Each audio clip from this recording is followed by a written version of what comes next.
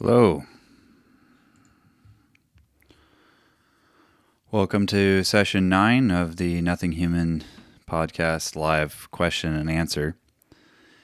And I don't have any questions right now, but if you enter into the chat and you want to write a question, go ahead and do that, and I'll see it when it comes up. And if you're there, you can also just say hi, and I will say hi back. But in case you're wondering, this is from a wound that I sustained, not in anything terribly spectacular or glorious of any kind. Hey, Gracie. I ran into the gate of my Sequoia. I have an SUV, the Sequoia, and so the gate doesn't go all the way up because I got to replace like the suspension or whatever on it, and so it kind of falls down a little bit. Anyway, I was putting some stuff in the trunk of my car that was right next to the Sequoia, and I was just thinking about going back into the house and getting some stuff and, loading some more stuff into the Sequoia. Hey, Lucy. And instead, I ran directly into the side of the gate. It was like right at that perfect blind spot. And so, so I have like a gash in my forehead. It was pretty bad. It didn't hurt that bad, but like when I came inside, I was trying to get out of there, and I came inside. Yeah, there you go. And like my hands are there. There's like blood between my fingers and stuff. And my kids and my wife are all like, "What is going on?" And anyway, it was pretty bad. So, but yeah, it's healing up pretty nicely. My wife bandaged it up right before the live stream. So I am ready to go, although I may be addled of brain. I'm not sure. We'll see. So, today I was thinking a little bit because I think that actually it's pretty important to talk about. But when I was growing up, I was taught a few things about self-love and like the concept of self-love that I wanted to discuss a little bit today on the live stream, because I think self-love and like loving yourself, especially within Christian contexts, is a little bit of a strange topic. And so I wanted to talk a little bit. I was reminded again about it because of, and I'm going to look this up real quick, but in Proverbs 31, there is a part of it where it talks about the excellent woman. I mean, if you're familiar with Proverbs 31, it's the discussion of the Eshet Chayil, which is like the strong woman or the excellent woman or the excellent wife. The word for woman and wife, the word for man and husband is sometimes the same in both Hebrew and Greek. So when you see, an excellent wife who can find, it really is like an excellent woman. The word in Hebrew is Isha, and which is just the it's kind of the feminine version of Ish, which means man. So Ish and Isha, similar to man and woman, just being connected linguistically together. So anyway, so it's an excellent wife who can find, and it says her worth is far above jewels. But I wanted to say in this passage, if you go down, that it says she senses that, or tastes or perceives that her gain is good. And I don't really know exactly what that's supposed to mean, but the idea of gain here, like profit or profitability, could refer to what she's able to do, but it also might refer somewhat to her sense of worth, her own sense of worth, like her own worth. And I had noticed, like when I read this, I was thinking about it, and I had noticed that with a lot of young women that I know, especially, that one of the major problems in their life is an unwillingness or a lack of acceptance of their own worth. But it's not just a young woman problem. I think to be an excellent woman, there is a sense in which you have some sense of your own excellence and of your own worth. I think that's actually what it means here in Proverbs 31, a perception of your own value. And it does actually keep you from a lot of problems, especially, young ladies who understand their worth are less likely to, okay, Lucy says, don't be afraid to call us out. I'm not trying to like critique or whatever. I'm mostly just saying that I've seen a lot of young women have problems when because they don't understand their own worth, they will go and like in a sense sell themselves short with a man or in a circumstance that isn't really worthy of the worth they actually have, but they've kind of shortchanged themselves on their worth. And so much of sin actually is a shortchanging of worth. I've talked about this before on my blog, written an article. And Lucy says she's being sincere. I know you are, Lucy. I appreciate it. On my blog, I wrote an article one time where the title was, as a clickbaity kind of title. Grace, it is. I mean, I know specific examples. The blog article title was "Before you sell your soul, you must first set its price." And I went through examples of all sorts of people in the Old and New Testament who set a price on their soul that was actually lower than the worth of their soul. There were, if you think about like Judas, what was the price that he set on his soul? It was 30 pieces of silver. His soul is worth more than that.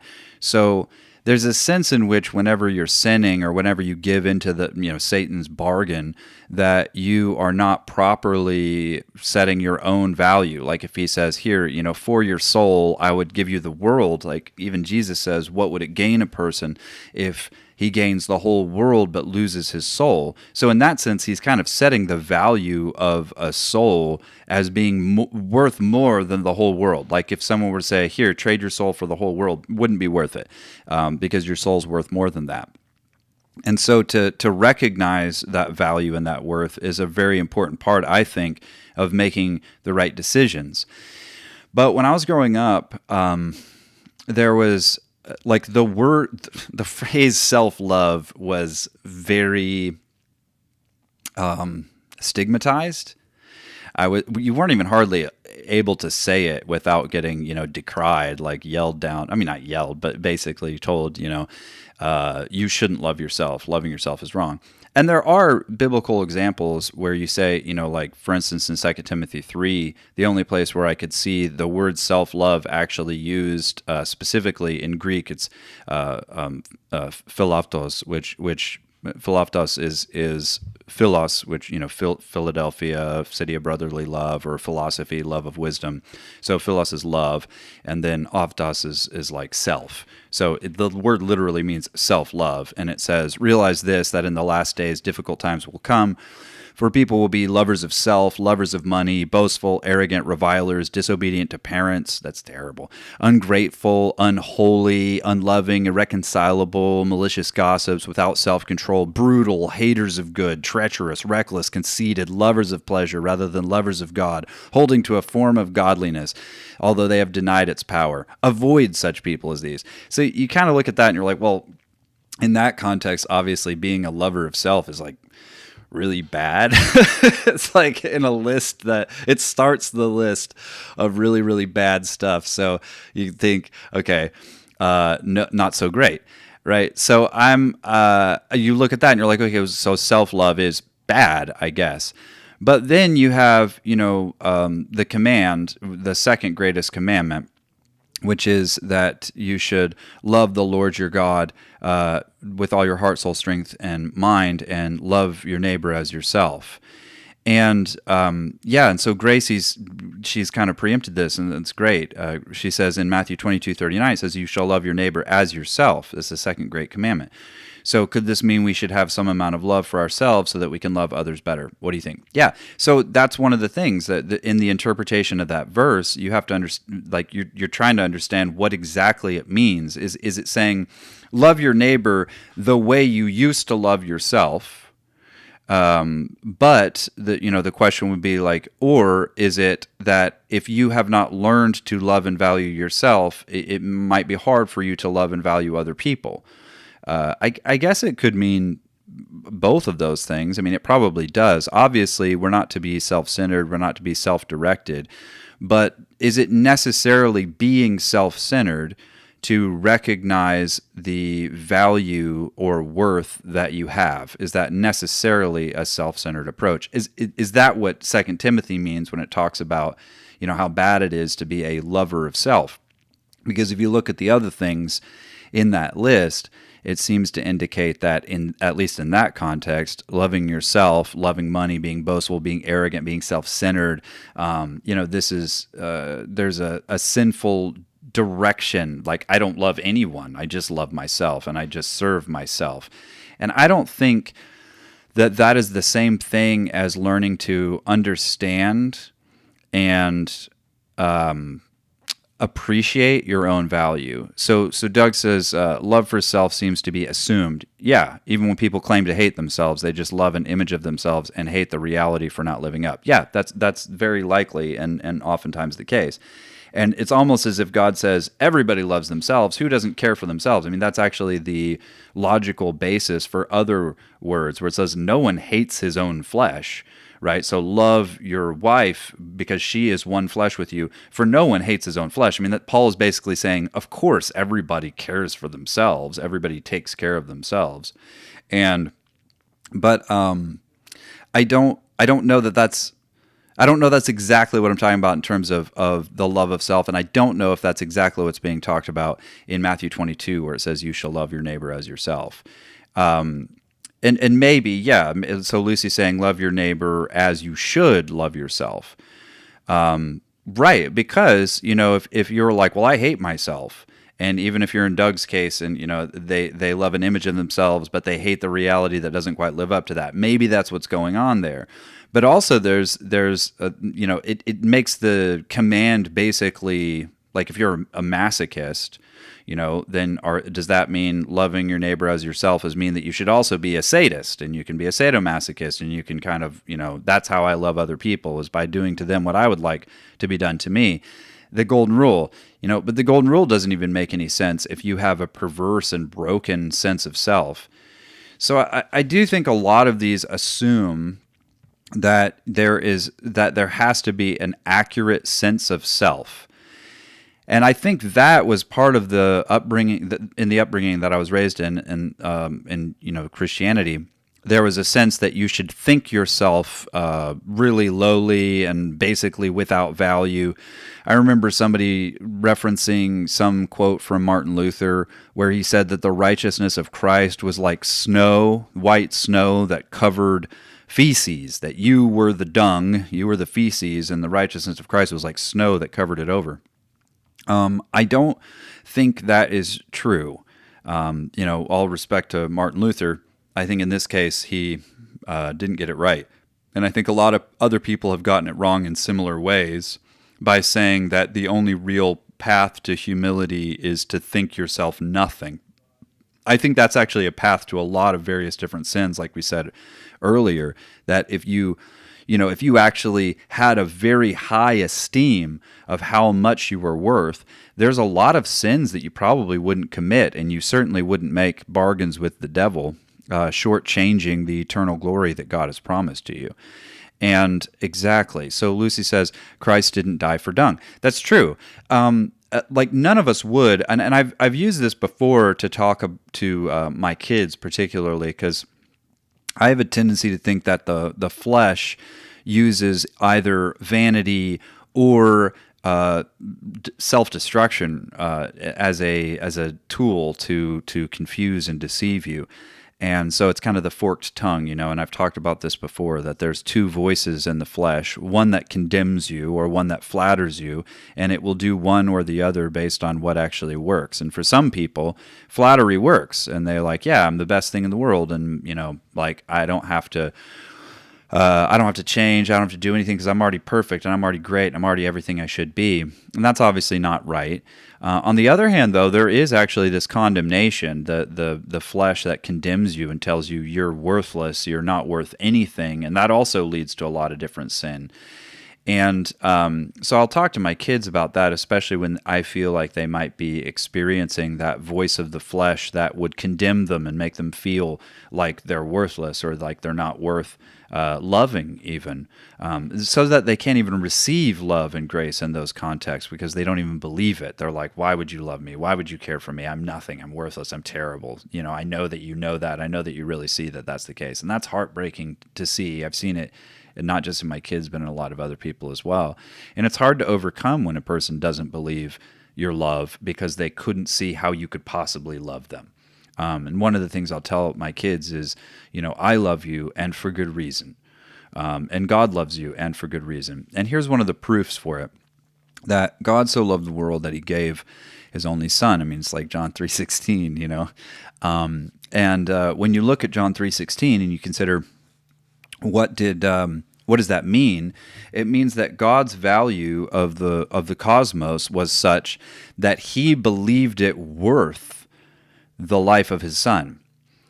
And I mean, so I have recommended for people that tend to be deceived by the condemnation of the flesh to write prayers for themselves where, yes, yeah, we'll talk about that in a second, Gracie. To write prayers for themselves where they talk to God and really, in some sense, confirm that God has placed a basically infinite worth on the salvation of their souls.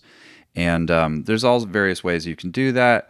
But I do think that this idea of like accepting the worth that you have is really important. So let me look at some of these comments. So Gracie says, I'm thinking of the Pokemon card analogy you used to talk about self-righteousness, but also applies to hating yourself. Correct.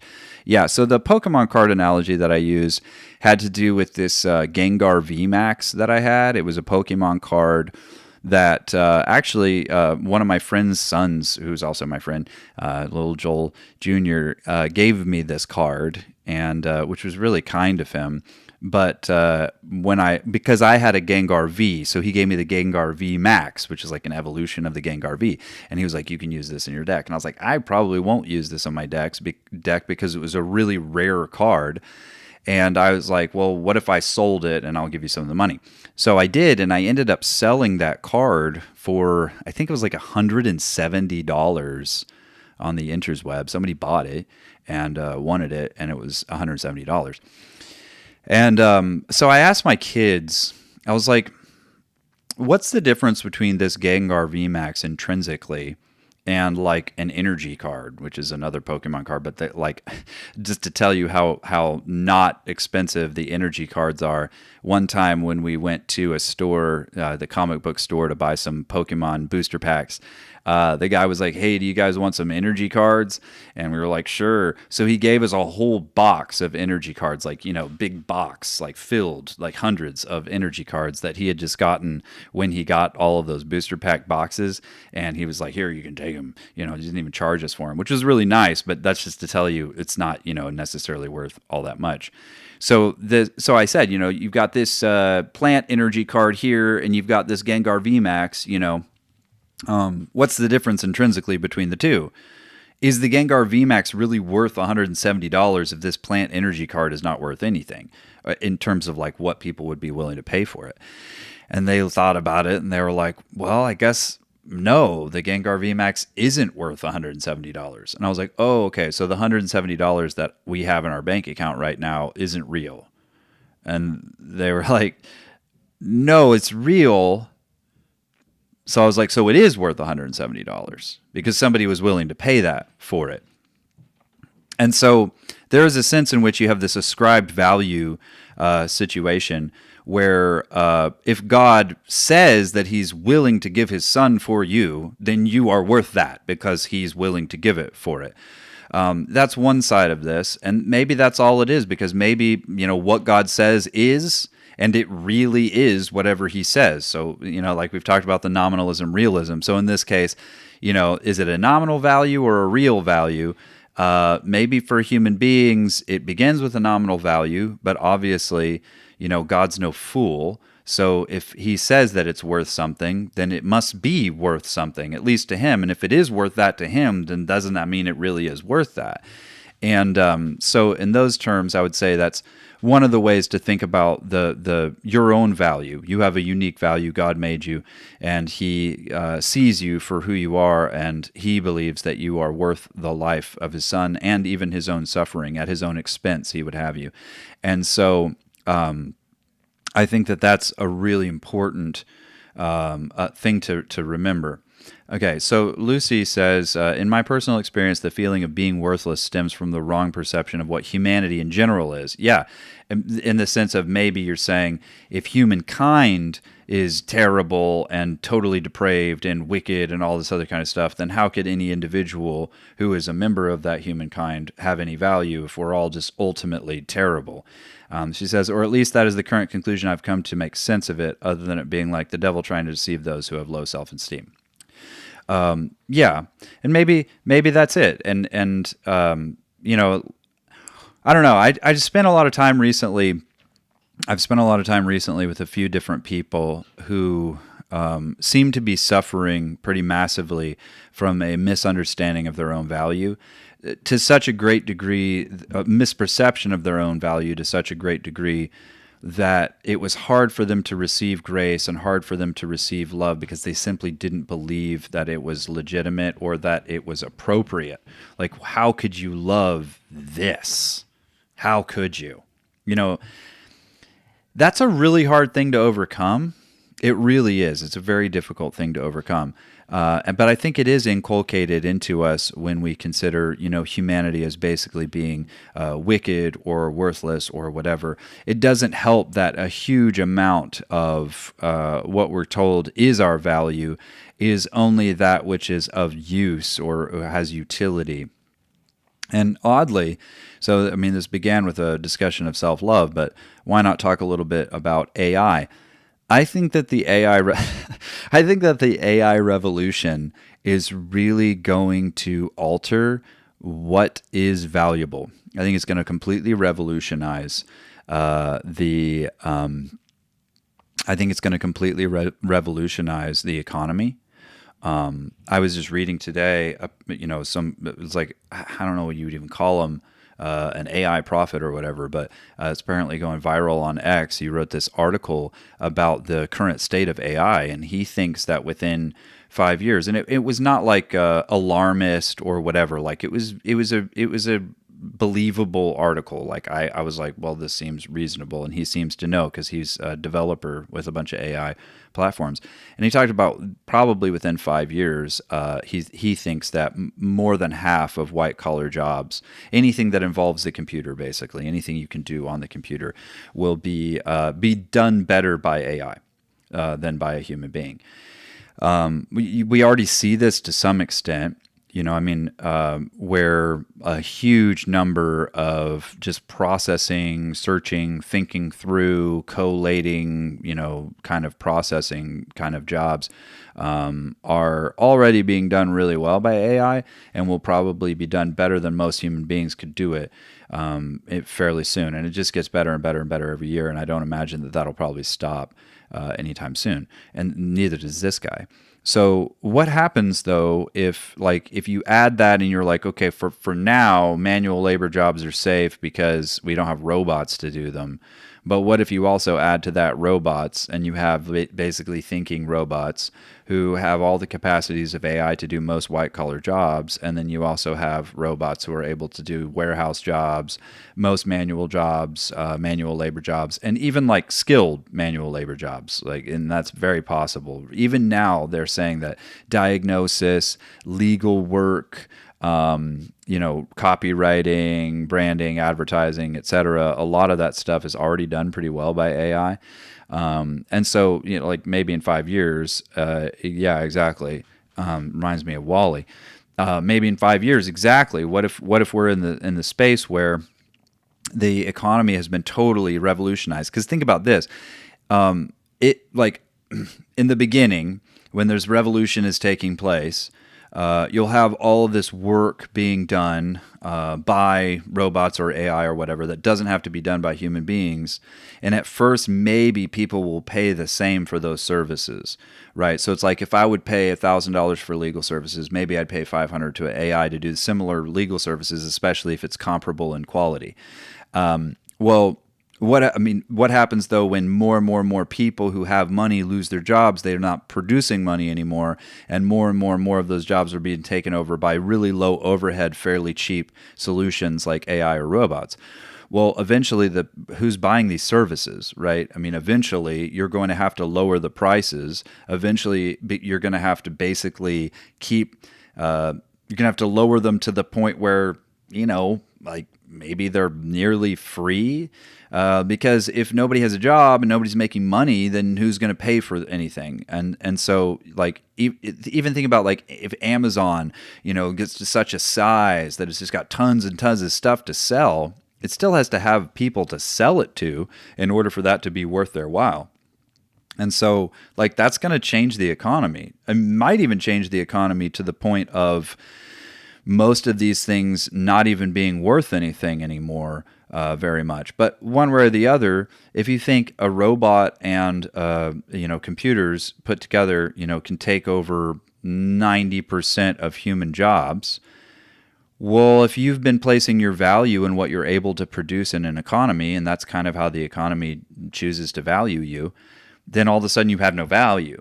Like, even more so. Even as it is, it's hard to value, like, a person who is not contributing anything, quote unquote, to society. It's already hard to value a person like that. I mean, think about how society values homeless people or people who are extraordinarily low IQ or people who have, disabilities of various different kinds. It's already hard for society to value them. It doesn't know how to put a metric on that value. What if more and more of humanity ends up being in that category because so much of what has given them value up to this point is being done by, machines? And you maybe think of like Brave New World, where it's like, what do we even do with ourselves? Are we just sitting around, like Wall-E, getting fat, riding around our little hovercrafts, doing nothing but entertaining ourselves and just like basically just, slopping ourselves straight into the grave? Or do you say that, well, humanity's actually going to have to figure out how to value things about humanity that are non-material, that have spiritual value, right? So Lucy says there may end up being tons and tons more small businesses made up in the case that AI takes up all those jobs. That's true. That's true. And we're already entering a gig economy. That's true as well. It's already the case that a lot of the economy is having to adapt to these things. And it's also the case that, I'm already seeing this in the arts. So I'm in the arts, and AI has been trying to make art for a while. And honestly, like, if you remember, Disney and a lot of the writers and all of them were freaking out. They had the writers' strike and everything. One of the major points of the writers' strike, if you remember this, was that the writers were trying to get some guarantees from big corporations like Disney that they wouldn't use AI, because they were afraid that AI would be, taking our jobs. The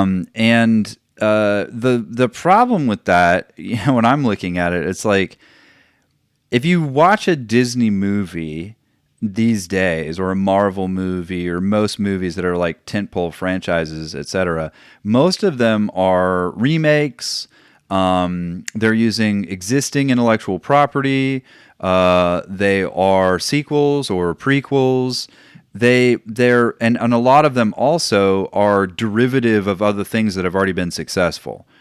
Now, if you think about what AI can do, AI is not able to produce "quote unquote" new material. It's kind of a closed system. With the language learning models, they're taking information that's already there. They're taking the material that's already there, and they're synthesizing it.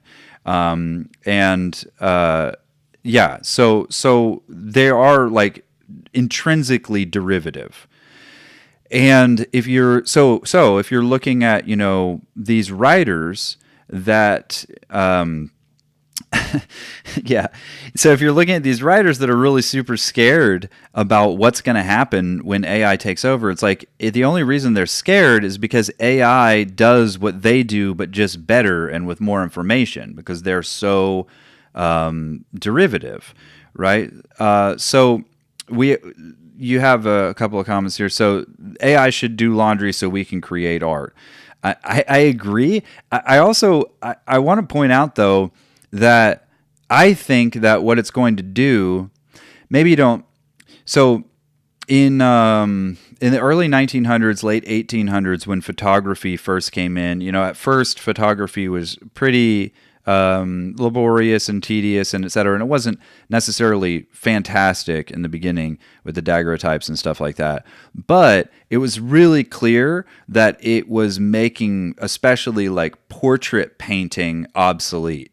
So if you could take a photograph and it's cheaper and it's quicker and it's more accurate, then why would you have a portrait painter come in and it's way more expensive and it takes a way longer time? And so especially for people who didn't have a whole lot of money, photography was way better. Well, it actually revolutionized the arts. You can see that in the beginning of the 1900s, photorealism in painting sort of became obsolete, because photography already did that really, really, really, really well, better than you could. And so all of a sudden you have the advent of things like abstract art, modern expressionism, impressionism, things like that. Basically using paint to do things that photography could never do. And that's pretty much where painting is now, although there's some photorealistic paintings, but they're sort of themselves a little bit of a commentary on attention and things like that. And even then, you're looking at it and you're like, that was actually painted from a photograph. Most of them aren't done from like still lifes or whatever. So even in those terms, it's like, yeah, I mean, anyway, all that to say, it revolutionized painting. I think AI, since it's so derivative, will probably revolutionize art in the similar way. In fact, I'm already seeing it happen. Here's how it's kind of happening. For a long time, if you look at like music that's been made recently, a lot of music that's coming out of like Nashville, which is more mainstream music, like mainstream pop music. Generally speaking, what you see with that is that you have like, it's on a grid, which means that it's like, computerized timing, and it's quantized to a click track. And so that all the beats or whatever are all fitted into this click track so that it's like exact, timing. Then you've got like auto tune and pitch correction and all those things that you use in order to fix any mistakes or any irregularities in the pitch, especially for vocal performances. And you have synthesizers and other things like that and samples so that you can control all the sounds. And like basically, if you make music like that, it might be time consuming to some extent, but that's the kind of music a computer could make. It can also make that. So when you listen to like AI music, if you go and like look up, the AI music, it's derivative of various different genres of already recorded music, but it is also it sounds like, smashed and scooped, quantized and pitch corrected music, because it's basically being made exact because it's a computer that's making it. What is not there is sort of the life and the irregularities and some of the actually mistakes and things like that humans will naturally make that makes it feel human. It doesn't feel human. But the thing is that a lot of the stuff that's coming out of Nashville or that's coming out of pop music or mainstream doesn't feel human either. In fact, that's what they've been driving at for the past 30 or 40 years. And I'm seeing a pushback from that. As AI music becomes a thing, similar to photography with painting, it's forcing musicians to think, well, what could I do that AI can't do or that a robot couldn't do? And so it's like you've got this huge aspect of like, this is all the things a machine could do, and it's sort of growing and taking over so much of what we have in the past considered to be our value, like, our human value. But it's like, well, it turns out a lot of what we said was human value isn't. It's able to be replicated or even improved upon by machines. So what's left for humans? And I think you're seeing this in the arts and you're seeing this in writing and everything like that. It's like, what can humans do that only humans can do? Because in some sense, it's not animal, it's not machine, it's not mechanical. There's something more. And Yeah, so like a robot can only be creative if it's programmed to be creative, but even then, is it real creativity? I don't know. That's the thing, is I don't think so. I don't think it's real creativity because I don't think any machine ultimately is in the image of anything other than what humans are, what humans have been able to do. It's derivative. It has to draw from what's already been made. So the other issue that you come up against is whether or not AI is going to continue to be able to grow if there's no new content being produced. You know, I mean, right now we're maybe in the golden age of content as far as the computers are concerned, because they're able to derive from, you know, a vast world of already produced content to create their derivative materials. But what if the only future derivative materials they have to work with were also produced by AI? Well, then they start deriving off of themselves, and there's nothing coming in from the outside, and eventually, maybe like a battery, you end up, you know, having no more energy left, no more difference to make a difference there. That's possible. But I guess what I'm saying is it brings up the question, and it's an important question. I think it's going to force humanity to answer the question, what does it really mean to be human? And, you know, this has been a question that's going on for a long time. If you look at Isaac Asimov or the Turing test or other things like that, they're trying to figure out, you know, how to determine if a computer or a robot would even reach intelligence. When would you say that it reached consciousness, right? Is it able to reach consciousness or self-awareness? And so I think, okay, so Doug says, I see your foreshadowing as somewhat self-defeating. Almost all our art is in some way related to humans struggling against nature. I'm going to have to ask you to like kind of maybe clarify or expand on that a little bit. I know there's a delay here, but maybe you can. What do you mean as the foreshadowing is somewhat self-defeating? I'm not sure exactly what you're referring to. And I don't know that all of our art is in some way related to humans struggling against nature. I know that a lot of it is, and I mean, it has been for a long time. But the reality, like, I mean, if you read like Abolition of Man or whatever, he'd talk about humans struggling against nature. The last part of nature to be struggled against would be humans themselves. And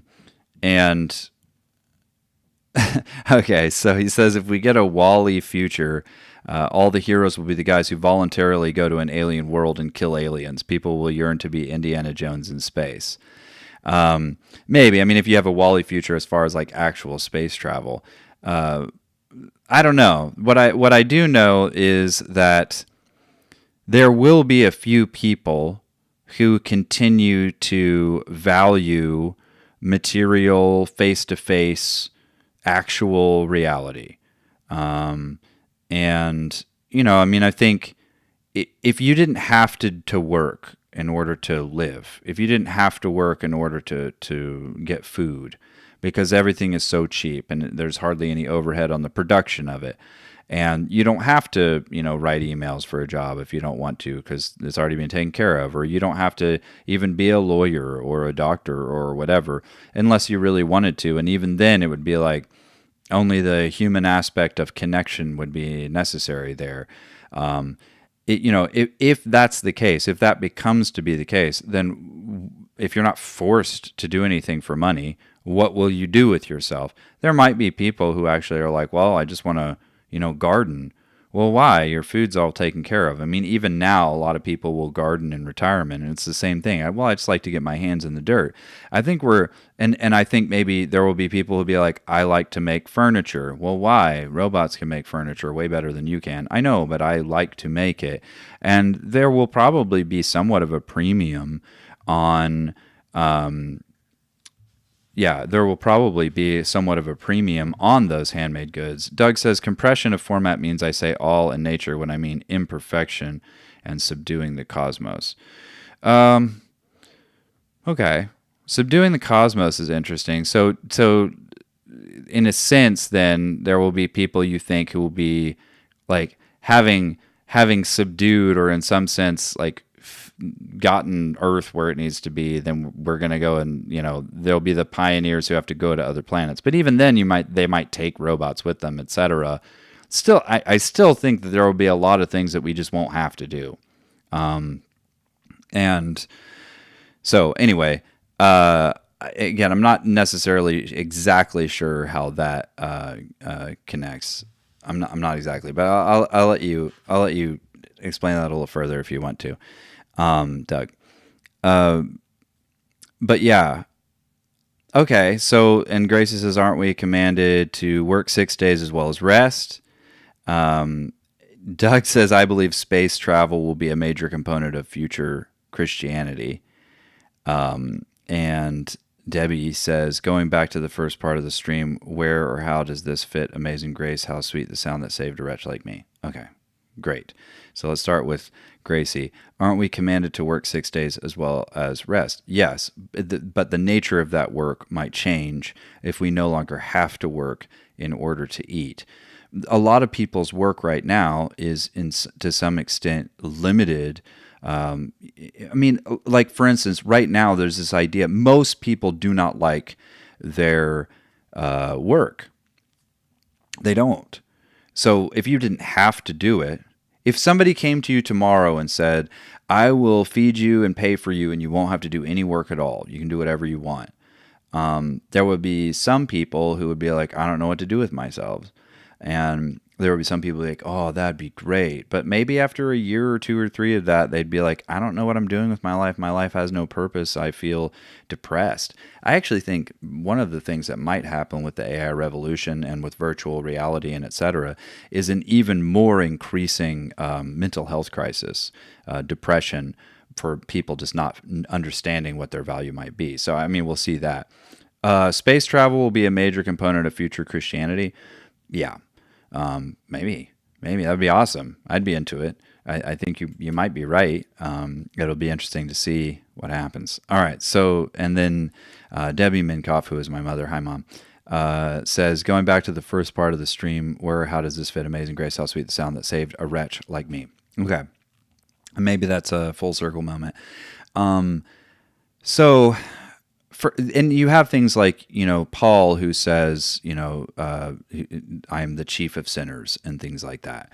So you wonder whether or not there is some value to that. And I think there is. I believe that in our flesh is sinful. And I believe that God does save us from the bondage and the weakness of our flesh. At the same time, I don't think our flesh is fully us, and I don't know that it's always helpful to consider yourself a wretch. I thought about this a lot, especially with people who are in spirals of addiction. Very often, one of their major problems is that they don't think it's worth it, that they're worth it, to do anything different. So it's more just like it depends. Like if you are like, I'm fine the way that I am, and you're arrogant and you're just like, there's no change that's necessary, I would say probably you need to think a little bit harder, and with some degree of humility, about the ways in which you are still broken and in need of growth. And you might need to have that impressed upon you. But for other people who maybe are overemphasizing how, I'm just a worthless sinner and there's nothing valuable in me at all, that's also false. That's not true. And so I think it really just has to do with an emphasis and the need of the moment. There are some people who clearly are under the deceptions of vanity, and they need a little bit of grounding in how much there is left for them to grow in. There are other people, I think, who are more suffering from the condemnation and self-destruction and a worthlessness that probably need to emphasize more, or have emphasized to them how worthy they are and how much God does actually love them and value them. So yeah, I mean, both of those things can be true at the same time. Lucy says, rabbit holes are my favorite. Well, rabbit holes are kind of my favorite too. Red herrings and rabbit holes and other things like that. Yeah, that's why this always happens. And then Grace says, doesn't the curse guarantee that we will have to work to eat, though? Yeah, AI transforming the economy that way feels like a house of cards. Maybe. I don't know. First off, I don't know whether or not the curse as it is always going to be that way. I mean, the song, Joy to the World says, he comes to make his blessings known far as the curse is found. And there is an idea that the trajectory of history is actually toward a reversal of the curse over time. I mean, like, obviously, if you look at Jesus becoming the curse for us on the cross, wearing the crown of thorns, there is the idea that God's intention is not ultimately that the curse would hold sway forever.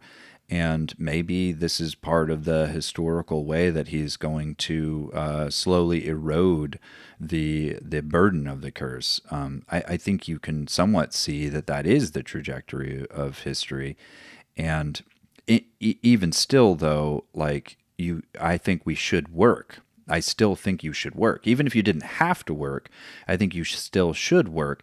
And what's interesting is that even now, those people who work beyond need are the most productive people. And in some ways, righteousness is the willingness to work even when you don't have to. So if that's taken away, like, okay, you no longer have to work. Well, that doesn't mean you shouldn't pursue labor. It just means that your labor has now become conscientious and chosen rather than forced upon you. And you now have a choice to pursue it, which I think actually is part of the maturity. I mean, I've talked about this before, but I think that just like a human being has a progression, from immaturity, from youth to adulthood, I think humanity also is going to experience that. So, when you're a child, you've got to be forced to do all sorts of things that are necessary. But when you reach maturity, all of a sudden it's like nobody has to tell me. Well, my wife sometimes does, but nobody usually has to tell me to brush my teeth, for instance. Nobody's forcing me to do that. Nobody's forcing me to take showers or to go to sleep on time or whatever else. Like I'm choosing to do certain things that I think are actually valuable because I've reached a certain level of maturity. What if humanity actually achieves that same degree, right? What if humanity actually achieves that same degree of maturity, where as a whole we are kind of forced into a position where it's like, well, you don't have to, but you should. And so, we choose to, and maybe that'll happen. I hope it does. And I think I'm already seeing that happen to some extent. I mean, even the ease with which our current life happens. I mean, if you think about, there has never been in the history of humanity as much to eat and as an ease of access to that as there is now. There isn't. Like, it is easier now than ever to live. And I mean, if you look at most of human history, the hardships of most of human history are far greater than ours, and like life in general was more expensive. I mean, if you take the most opulent king that's ever lived, and then you were to like drop him down into time now, like opulent ancient king, like, I mean, take Solomon, for instance, with all of his opulence, and then you drop him down into like the life of just a middling American today. Solomon wouldn't have had access to a lot of the luxuries that most average people have access to, and that almost take for granted, I'm thinking like all of the time-saving devices that we have, and the abundant food that we bring in from all over the world that we can just go down and get, that was something that Solomon had, but at extraordinary expense, and he didn't have the ability to preserve that over time, refrigeration, freezers, and all the rest of that. So, I mean, we're talking like the average person today lives better than most ancient kings have ever lived. And so that's something, and maybe God is Yeah, and we waste like a third of our food. Exactly. We have such an abundance. So if you're looking at that, then I think it's pretty obvious that the trajectory of humanity is away from necessity and toward choice. That more and more and more, it's no longer that we need to do things. It's going to more and more be the case that we choose to do things. And I think even in terms of how we establish value individually, I think it's going to be a matter of choice. A lot of that is going to be choice. And so we'll see how that works out. I think it will be very interesting. So all that to say, we've talked about self-love and AI, most of this, and I really appreciate all of you, by the way, coming in and interacting so well. It's made it a lot easier for me to do this. This is all I need is people interacting on the chat, and then it's a lot easier. So thank you all for doing that today. That's been really helpful.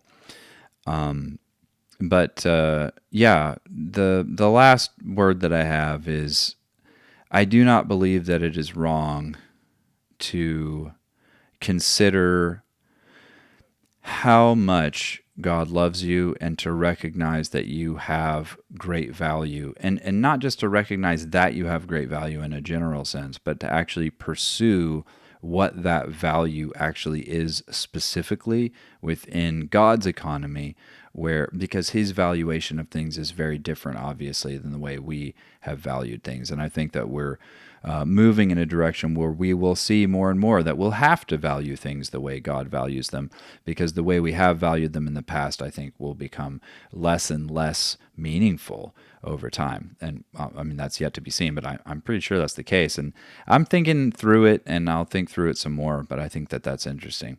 All right, so Doug Gregory says, I used to have this opinion regarding the development of the economy and the hope regarding humanity developing aesthetically and spiritually. I have changed. When things get too good, we subconsciously destroy things, including ourselves, until they become hard again, and we can focus on fixing Maslow's base steps. I mean, that is one way of reading it, Doug. And honestly, it's always a danger. I mean, think about like anybody who's a parent. So if you're thinking about God the Father, like how does he create circumstances where there's enough hardship where people who otherwise wouldn't do the right thing are kind of pushed in the direction of at least having to do some of the right things, right? I mean, if you think about like law, that is the nature of law. Laws are put in place because it's like, well, it incentivizes people to do the right thing that otherwise they wouldn't do. And that is the case. Although if you say, if we're looking towards like spiritual maturity, if that's actually the case, that we're looking towards spiritual maturity, eventually the hope is that, at least even if I'm talking individually, that an individual would do the right thing even if they weren't forced to do it.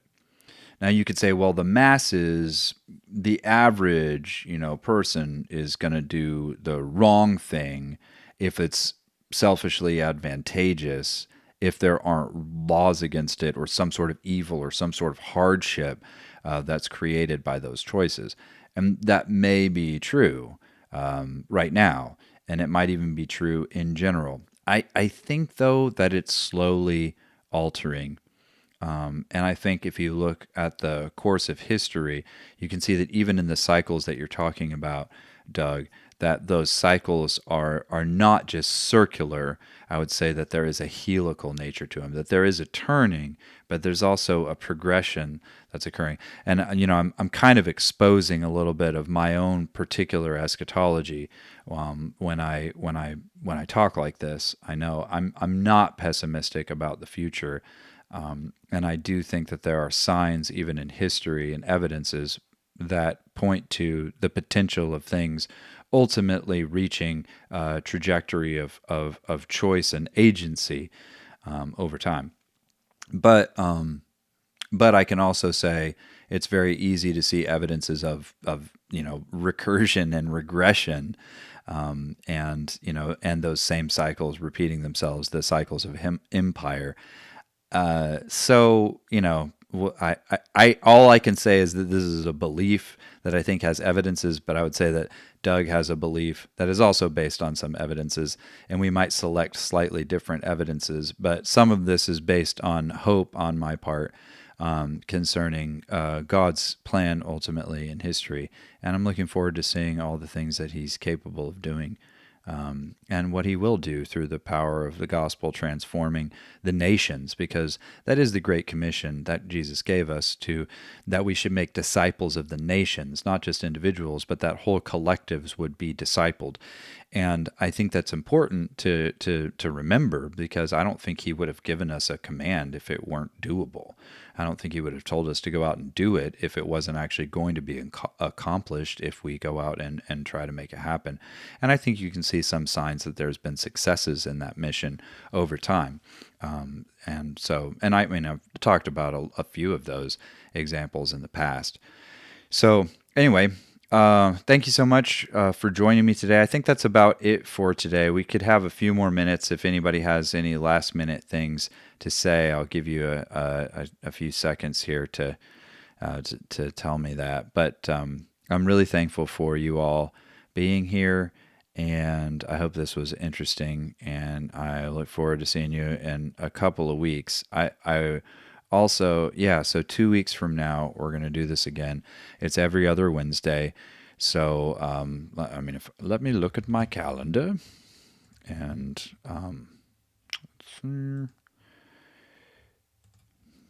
so that'll be the 25th. So February 25th, we'll have the next live stream. And I also wanted to apologize to all of you who are faithful listeners to the podcast, because I haven't released the podcast part 3 of the Lord's Prayer, but I have finished doing the outlining for it. It's just this last week has been crazy busy. Not this last week, this last month has been crazy busy, and I've been trying to get things worked out. I've got other jobs, so yeah. So thanks, Lucy. She says it's been interesting, very thought-provoking. I appreciate it. Thank you so much, Lucy and Gracie and Doug and Mom, for coming on and talking with me today. And I will see you in about 2 weeks. So thank you so much, and I'll talk to you later.